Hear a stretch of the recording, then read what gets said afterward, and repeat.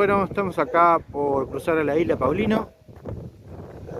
Vamos a cruzar con Miguel te cruza.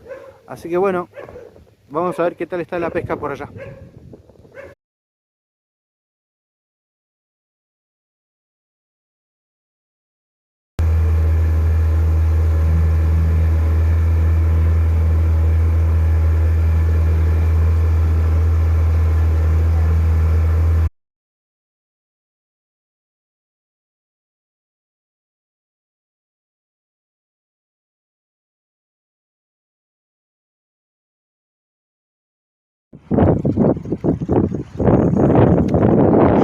Vamos, Guille, vamos, carajo.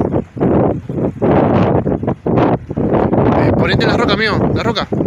Andá acercándote, despacito, tené cuidado. Fíjate dónde pisás también. Mirá. ¡Esa! Una boguita.